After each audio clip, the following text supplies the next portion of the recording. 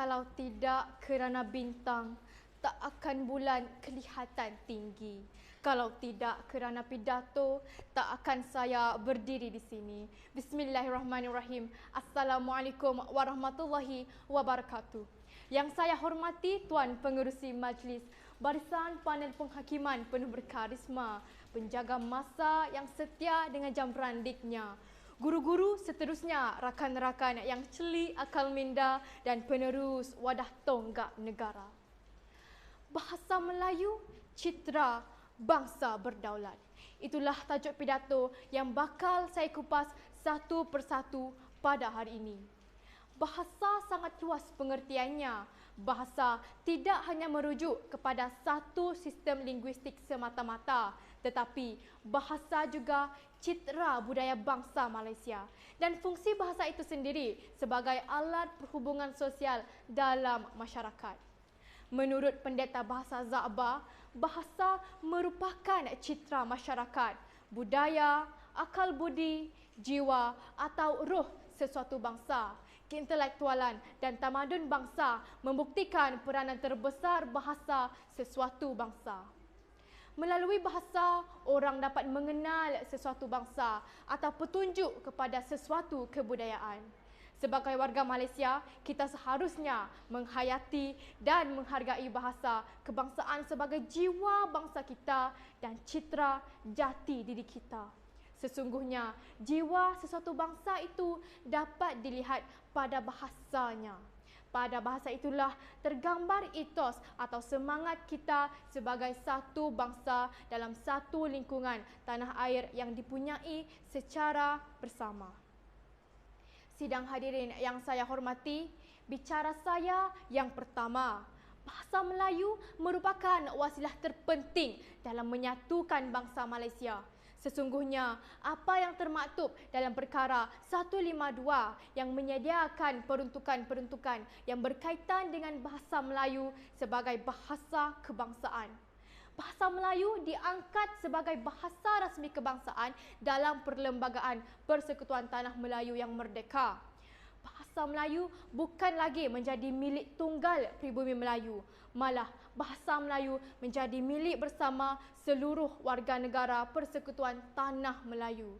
Justeru, niat murni untuk mendaulatkan bahasa Melayu dapat menyatupadukan kaum yang terdiri dari kaum Melayu, Cina, India dan lain-lain di bawah satu bahasa. Cuba kita bayangkan bagaimana selepas hampir 65 tahun merdeka jika kaum Melayu hanya dengan bahasa Melayunya dan kaum Cina dengan bahasa Mandarin, Tionghoa ataupun Hokkiennya dan kaum India pula dengan bahasa Tamilnya sahaja. Maka bagaimanakah kewujudan bangsa Malaysia dapat direalisasikan? Justeru, jika seluruh rakyat Malaysia tanpa mengira perbezaan asal-usul mendaulatkan bahasa Melayu sebagai bahasa kebangsaan, maka akan terzahirlah citra dan kepribadian kita sebagai satu bangsa. Sebaliknya, jika kita mendaulatkan bahasa-bahasa asing, akan terpancarlah jati diri asing. Lantas, akan terencatlah pembentukan jati diri kita sebagai bangsa Malaysia.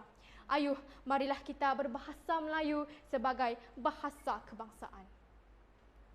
Hadirin hadirat sekalian, bicara saya yang kedua. Bahasa Melayu menjadi pemancu ke arah kemajuan bangsa. Sesungguhnya, untuk mewujudkan satu bangsa itu bukanlah mudah. Suka saya tegaskan di sini dalam konteks pembinaan bangsa Malaysia dan pemajuan negara menurut acuan kemalaysiaan sendiri. Pendaulatan hanyalah kepada bahasa kebangsaan, bukannya bahasa-bahasa asing. Walaupun kita mempelajari bahasa asing sebagai bahasa global, namun kita tidak seharusnya membiarkan jiwa dan pemikiran kita dikuasai oleh bahasa asing. Cuba kita teladani kejayaan pembentukan negara Jepun, Korea, negara bangsa di benua Eropah dan Amerika Syarikat. Mereka terbukti telah berupaya memodenkan negara sekaligus membina bangsa dengan mendaulatkan bahasa kebangsaan negara bangsa masing-masing. Nah, sewajarnya kita menjadikan bahasa Melayu sebagai bahasa ilmu, teknologi, peradaban moden. Justeru akan tercapailah gagasan pemajuan negara dan pembinaan bangsa Malaysia. Jika kita sebagai rakyat Malaysia tidak mendaulatkan bahasa kebangsaan kita sendiri, siapa lagi? Inilah prinsip umbi yang seharusnya kita junjung jika kita benar-benar serius untuk mewujudkan bangsa Malaysia. Bak kata pepatah, di mana bumi dipijak, di situ langit dijunjung. Seterusnya, izinkan saya meneruskan bicara saya yang ketiga. Bahasa adalah penanda identiti atau jati diri sesuatu bangsa. Tetapi malangnya, dewasa kini kita dapat lihat bangsa kita sendiri telah memusnahkan kesantunan bahasa Melayu itu dengan pelbagai aspek yang tidak bermoral. Kesannya, bagaimana untuk kita memartabatkan bangsa kita? Bagaimana untuk dunia memandang tinggi bangsa kita? Jika kita sendiri tidak tahu menghargai keunikan dan keindahannya. Pembudayaan bahasa Melayu harus nyata. Di Plaza Tol Lebuh Raya kini terdapat bahasa tanda yang berbunyi lorong, touch and go. Bahasa apa ini? Inilah dia, bahasa rojak rasmi. Inilah yang dikatakan pandai meniru tetapi tidak menuras. Inilah juga kerja yang memalukan bangsa. Kenapa tidak dipakai saja istilah lorong pacu segera? Sudahkah kita betul-betul menggeledah kamus bahasa ibunda sebelum sewenang-wenang menggunakan touch and go? Jika tiada azam perjuangan yang kental untuk menggunakan bahasa sendiri, lantaran istilahnya cukup dalam bahasa sendiri, kita juga nanti akan dipanggil bangsa touch and go. Tepuk dada, tanya selera. Sudah sampai masanya semua pengiklanan dalam negara menggunakan bahasa Melayu dengan betul daripada aspek hukum, nahu, bahasa Melayu.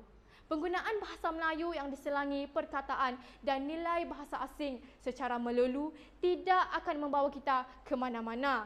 Yang penting ialah kita mesti terus memupuk rumpun yang ada dan memperkayakannya dengan bimbingan, hala tuju dan apresiasi bahasa Melayu yang berterusan. Bahasa Melayu yang baik akan memartabatkan bangsa Malaysia. Kesimpulannya, bahasa yang kita martabatkan itulah yang akan membentuk jiwa kita sebagai satu bangsa. Sekiranya bahasa yang kita martabatkan adalah bahasa kebangsaan, maka akan terpancarlah daripada bangsa kita, iaitu jiwa kebangsaannya.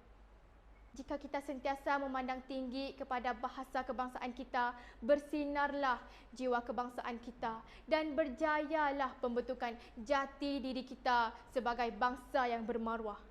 Bahasa itu citra sesuatu bangsa. Akhir kata, yang kurik itu kundi, yang merah itu saga, yang baik itu budi, yang cantik itu bahasa. Sekian, wabillahi taufiq wal hidayah. Wassalamualaikum warahmatullahi wabarakatuh.